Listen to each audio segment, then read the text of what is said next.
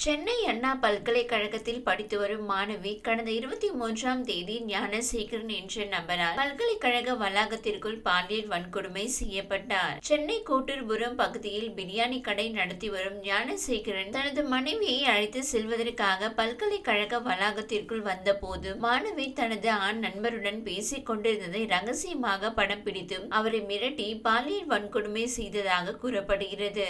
இந்த வழக்கை சென்னை உயர்நீதிமன்றம் தாமாக முன்வந்து விசாரித்து வருகிறது.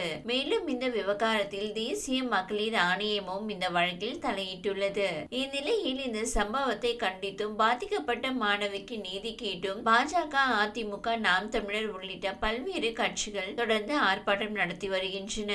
அந்த வகையில் சென்னை வள்ளுவர் கோட்டத்தில் சௌமியா அன்புமணி தலைமையில் தடையை மீறி போராட்டத்தில் ஈடுபட முயன்ற பாமகவினர் கைது செய்யப்பட்டுள்ளனர். பசுமை தாயகம் தலைவரும் பாமக தலைவர் அன்புமணியின் மனைவியுமான சௌமியா அன்புமணியும் கைது செய்யப்பட்டார். இந்நிலையில் பாமக தலைவர் அன்புமணி ராமதாஸ் இது தொடர்பாக விடுத்துள்ள அறிக்கையில், சென்னை அண்ணா பல்கலைக்கழக மாணவி பாலியல் வன்கொடுமை செய்யப்பட்ட விவகாரத்தில் பாதிக்கப்பட்ட பெண்ணுக்கு நீதி வழங்க வேண்டும், தமிழ்நாட்டில் அனைத்து பெண்களுக்கும் பாதுகாப்பு வழங்க வேண்டும் என்றும் வலியுறுத்தி சென்னையில் போராட்டம் நடத்த முயன்ற பசுமை தாயகம் அமைப்பின் தலைவர் சௌமியா அன்புமணி உள்ளிட்ட பாட்டாளி மகளிர் சங்கத்தினர் கைது செய்யப்பட்டுள்ளனர். பெண்களை பாதுகாக்க முடியாத திமுக அரசின் இந்த சர்வாதிகார நடவடிக்கை கண்டிக்கத்தக்கதாகும். மகளிருக்கு பாதுகாப்பு கேட்டு போராடிய பாட்டாளி மகளிர் சங்கத்தினரை கைது செய்வதற்கும் எந்த நியாயமும் இல்லை. உலகின் புகழ்பெற்ற பல்கலைக்கழகங்களில் ஒன்றாக போற்றப்படும் அண்ணா பல்கலைக்கழகத்தில் அப்பாவி மாணவி ஒருவர் பாலியல் வன்கொடுமை செய்யப்பட்டிருக்கிறார். பாதிக்கப்பட்ட அந்த பெண்ணுக்கு நீதி பெற்றுத்தர வேண்டிய தமிழக அரசும் காவல்துறையும் அந்த கொடுங்குற்றத்தில் சம்பந்தப்பட்ட குற்றவாளிகளை பாதுகாக்க முயல்கின்றன.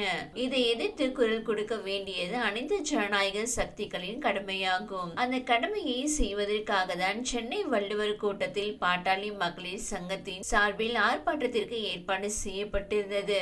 ஆனால் அதை கூட சகித்துக் கொள்ள முடியாமல் அனைவரையும் காவல்துறை சுற்றி வளைத்தும் கைது செய்திருக்கிறது. போராட்ட தளமான சென்னை வள்ளுவர் கூட்டத்திற்கு பாட்டாளி மக்கள் கட்சியை சேர்ந்தவர்கள் எவரும் செல்ல முடியாத அளவுக்கு அனைத்து பாதைகளையும் காவல்துறையினர் தடுத்து வைத்திருந்தனர். இப்போராட்டத்தில் பங்கேற்பதற்காக பல மாவட்டங்களில் இருந்து சென்னைக்கு வந்த பல்லாயிரக்கணக்கான பெண்கள் ஆங்காங்கே தடுத்து நிறுத்தப்பட்டு கைது செய்யப்பட்டிருக்கிறார்கள். போராட்டத்திற்காக வந்த பசுமை தாயகம் அமைப்பின் தலைவர் சௌமியா அன்புமணியை அவருடைய மகிழுந்தில் இருந்து இறங்குவதற்கு கூட அனுமதிக்காமல் காவல்துறையினர் கைது செய்துள்ளனர். அனைத்து வழிகளிலும் காவல்துறை அதன் அடக்குமுறையை கட்டவிழ்த்து விட்டிருக்கிறது. பாட்டாளி மக்கள் கட்சியின் போராட்டத்தை முடக்குவதற்காக வள்ளுவர் கோட்டத்தில் குவிக்கப்பட்ட காவல்துறையினரில் ஒரு விழுக்காட்டினரை அண்ணா பல்கலைக்கழகத்தில் நுழைவாயில்களில் நிறுத்தியிருந்தாலோ அல்லது காட்டிய கெடுபிடியில் ஒரு விழுக்காட்டை அண்ணா பல்கலைக்கழகத்தின் பாதுகாப்பில் காட்டியிருந்தாலோ திமுகவினரின் அனைத்து வகையான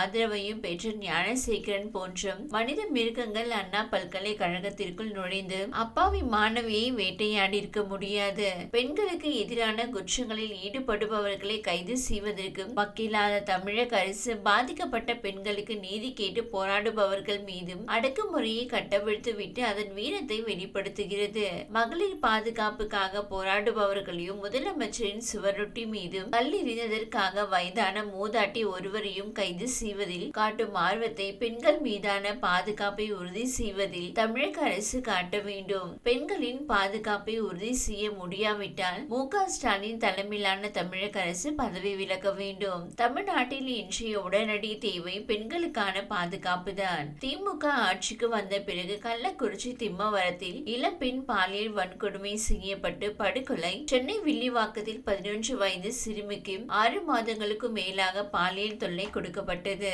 சென்னை அண்ணா நகரில் 10 வயது சிறுமிக்கு பாலியல் வன்கொடுமை, ஐனாவரத்தை சேர்ந்த மனவளர்ச்சி குன்றிய மாணவி கூட்டு பாலியல் வன்கொடுமை, வேலூர் மாவட்டம் அணைக்கட்டு வட்டத்தில் உள்ள ஒரு கிராமத்தை சேர்ந்த 13 வயது சிறுமி கூட்டு பாலியல் வன்கொடுமை, கிருஷ்ணகிரி மாவட்டம் பர்கூர் அருகே தனியார் பள்ளியில் என்சிசி முகாமில் பங்கேற்ற 8ஆம் வகுப்பு மாணவி பாலியல் வன்கொடுமை, திண்டுக்கல் மாவட்டம் பட்டிவீரன்பட்டியை சேர்ந்த சிறுமிக்கு பாலியல் வன்கொடுமை, சென்னை பூக்கடை பகுதியை சேர்ந்த 13 வயது சிறுமி பாலியல் வன்கொடுமை, புதுக்கோட்டை மாவட்டம் கந்தர்வக்கோட்டை கொத்தகம்பட்டியில் மனநலம் பாதிக்கப்பட்ட 15 வயது சிறுமி பாலியல் வன்கொடுமை, மதுரையை சேர்ந்த 13 வயது சிறுமி சிவ சிவகங்கை மாவட்டம் கல்குளம் பகுதியில் பாலியல் வன்கொடுமை செய்து படுகொலை. தஞ்சாவூர் பாப்பாநாட்டில் 45 வயது பெண் கடத்தி பாலியல் வன்கொடுமை. காஞ்சிபுரத்தில் 19 வயதான கல்லூரி மாணவி 5 பேர் மிரட்டி கூட்டு பாலியல் வன்கொடுமை என தமிழ்நாடு முழுவதும் ஏராளமான பாலியல் வன்கொடுமைகள் நிகழ்ந்துள்ளன. இவற்றில் பெரும்பாலான வழக்குகளில் பாதிக்கப்பட்ட பெண்களுக்கு இப்போது வரை நீதி வழங்கப்படவில்லை. திமுக அரசால் மாதம் வழங்கப்படும் ரூபாய் 1000 உதவி தொகையோ மற்றவையோ தமிழ்நாட்டு மக்கள் எதிர்பார்க்கவில்லை. மாறாக தங்களுக்கு பாதுகாப்புக்கு உத்தரவாதம் அளிக்கப்பட வேண்டும், அச்சமின்றி நடமாடுவதற்கான உரிமை வேண்டும் என்பதுதான் அவர்கள் உரிமை குரலாக உள்ளது. தமிழ்நாடு முழுவதும் மதுக்கடைகளை அதிக அளவில் திறந்து வைத்தும் கஞ்சா வணிகத்தை ஊக்குவித்தும் போதைப் பொருட்களை தடுக்காமலும் மகளிருக்கு எதிரான குற்றங்கள் உள்ளிட்ட அனைத்து வகையான குற்றங்களுக்கு உகந்த சூழலை தமிழ்நாடு அரசு ஏற்படுத்தியிருக்கிறது. அந்த வகையில் தமிழ்நாட்டில் நடைபெறும் அனைத்து வகையான குற்றங்களுக்கும் திராவிட மாடல் அரசுதான் பொறுப்பேற்க வேண்டும். திமுக ஆட்சிக்கு வந்த பிறகு கடந்த 2022ஆம் ஆண்டில் தமிழ்நாட்டில் ஒவ்வொரு 2 மணி நேரத்திற்கும் ஒரு பெண் குழந்தை மீது பாலியல் வன்கொடுமை நிகழ்த்தப்படுவதாக தேசிய குற்ற ஆவண காப்பகம் வெளியிட்ட புள்ளி விவரங்களில் தெரிவிக்கப்பட்டுள்ளது. திமுக ஆட்சியில் பெண் குழந்தைகளுக்கு எதிரான பாலியல் குற்றங்கள் 11.12% அளவுக்கும், பெண்களுக்கு எதிரான ஒட்டுமொத்த குற்றங்களின் எண்ணிக்கை 8.31% அளவுக்கும் அதிகரித்துள்ளன.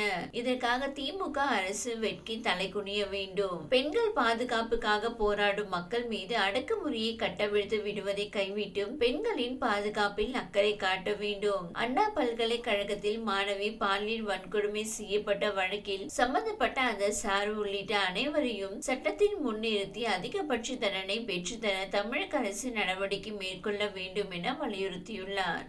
இந்த வீடியோ உங்களுக்கு பிடித்திருந்தால் லைக் செய்யுங்க. மேலும் இதுபோல் வீடியோ தொடர்ந்து பார்க்க நம்ம ஒரு சேனலை சப்ஸ்கிரைப் மற்றும் ஃபாலோ செய்யுங்க.